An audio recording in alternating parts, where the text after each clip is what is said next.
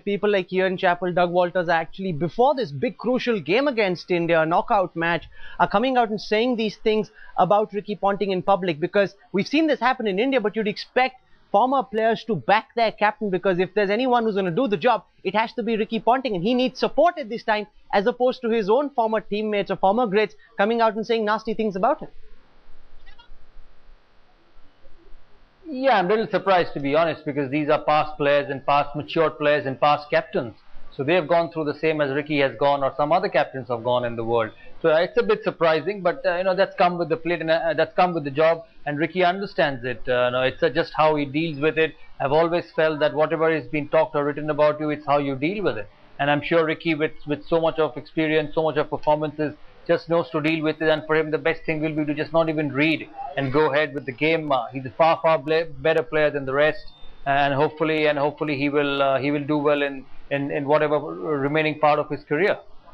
Dada, since we've got the two captains of the 2003 finals, I just want to talk a bit about that. That's a nightmare that's etched in India's collective memory. Ricky Ponting going out smashing 140 runs of just 121 odd balls.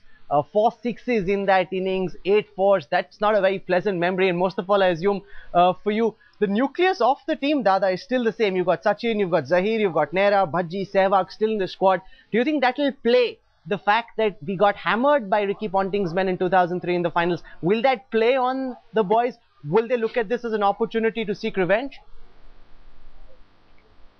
No, I don't think so. And even if they look at it, it shouldn't be right. They should look this as an opportunity to get into the World Cup semi-final. It's a different Australian team. Ricky played a magnificent knock the other night, and so did a few others. And India knows that it doesn't matter what's happened that night. It could be different on Thursday, either way, for India or for Australia. So I don't think they are bothered about it. They just need to worry about what they are going to do on Thursday, and really doesn't matter what's happened 4 years ago. Do you want to tell our viewers, Dada, what according to you went wrong in that finals? They had such a fantastic build-up to that big finals against Australia, and from the very first ball on, the script seemed to go horribly, horribly wrong. And then I'll put the same question to Ricky about what his strategy was as he went into the final. But from your perspective, Zahir Khan steaming into bowl, all of India very pumped up, Zahir seemed pumped up, and then lo behold, the fireworks began from the Aussies. Yeah, we just got out-batted in that game, to be honest. The wicket did a bit early on in the morning. If Ricky remembers, there was overnight rain, and there was a lot of moisture on the pitch, because of which the game started late. There was water covers on the wicket, and so it did seem a bit early on. But Australia played superbly. Gilchrist gave them a good start, Gilchrist and Hayden, and then Ricky took it on from there. It's just that momentum they were there during that World Cup, and even in the past they were a great side. And then let's be honest, we lost to the best side in the tournament in the 2003 World Cup. Ricky, if we compare the start at that time, Gilchrist and Hayden game, the Australian team, your openers have approached this particular World Cup in a very different fashion. Is that a conscious decision? And give our viewers a sense about what you came in, because that was a high-risk strategy. A couple of those shots, if they'd taken the edge, they could have got catches. Australia could have been 2 down for very little. Was that a part of the strategy to go out and completely silence the Indian team?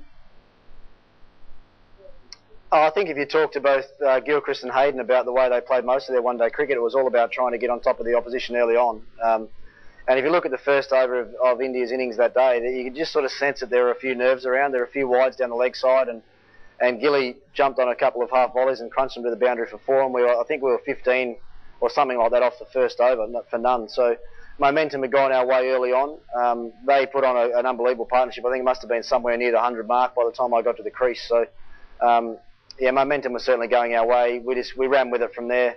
Damien Martin and I shared an amazing partnership through the rest of the innings. So I think we ended up being 2 for 359 or something at the end of that day. So it was amazing, an amazing performance, batting performance by the group. And as Saurav knows, as the day went on, the rain clouds started to come in. It got very dark, and we thought that the actual game was going to get washed out, and we'd have to come back and do it all again the next day. But as it turned out, we got just enough sunshine in to get the game over and done with and completed on that day. All we can hope for, Ricky, is that you don't do an encore in Motera at Ahmedabad. That's the last thing anybody would want. 140 runs, 120 balls. That would be very, very difficult to India to chase down.